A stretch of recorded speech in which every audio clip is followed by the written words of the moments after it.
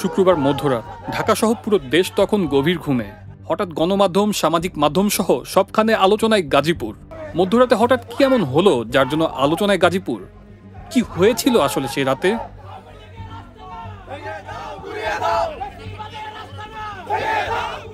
সাবেক প্রধানমন্ত্রী শেখ হাসিনার অনলাইনে বক্তব্য দেওয়াকে কেন্দ্র করে গত কয়েকদিনে রাজধানীর ধানমন্ডি ৩২ নম্বরে শেখ মুজিবুর রহমানের বাড়ি সহ দেশের বিভিন্ন স্থানে আওয়ামী লীগ নেতাদের বাড়িতে ভাঙচুরের ঘটনা ঘটেছে।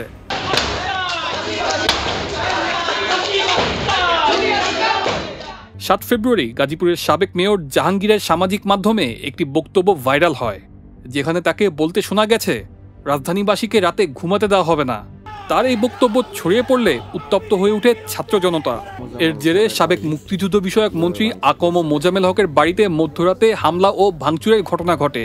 এ সময় হামলাকারীদের ওপর পাল্টা হামলা চালানো হয় বলে জানিয়েছে পুলিশ। হামলায় অন্তত ১৪ জন আহত হয়েছে বলে জানা গেছে।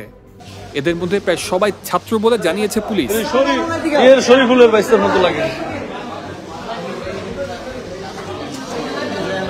শুক্রবার রাতে এই হামলার ঘটনার পরেই তা ছড়িয়ে পড়ে সামাজিক যোগাযোগ মাধ্যমে। বিক্ষুব্ধ ছাত্রদের অনেকেই ফেসবুকে লাইভ করেন গাজীপুরের তাজউদ্দিন আহমেদ মেডিকেল কলেজ থেকে। সেখানে আহতদের অনেককে চিকিৎসা নিতে দেখা যায়। লাইভে এসে তারা অভিযোগ করেন এই হামলা চালিয়েছে ক্ষমতাচ্যুত আওয়ামী লীগের কর্মীরা।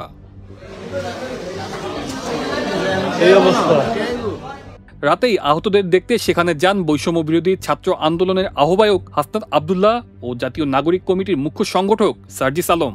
ছাত্র সংগঠন সহ স্থানীয় সূত্র বলছে, শুক্রবার রাতে গাজীপুর সদর রাজবাড়ী মাঠে একটি সংগঠনের সমাবেশ ছিল।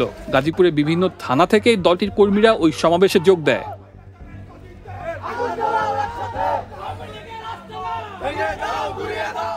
সমাবেশ শেষে কর্মীরা গাজীপুরে বর্ণমালা সড়ক হয়ে টঙ্গীর দিকে যাচ্ছিল। সেখান থেকে একটি পক্ষ গাজীপুর মহানগরীর ৩১ নম্বর ওয়ার্ড ধীরাশ্রম দক্ষিণখানে মোজামেল হকের বাড়িতে হামলা চালায়।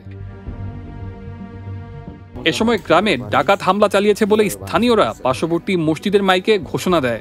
মাইকিং শুনে আশেপাশের লোকজন বাড়িটি ঘিরে ফেলেন। এ সময় ভাঙচুরকারী কয়েকজনকে মারধর করা হয়। বৈষম্য বিরোধী ছাত্র আন্দোলনের নেতাকর্মীরা বলছেন এই হামলাটি পূর্ব পরিকল্পিত।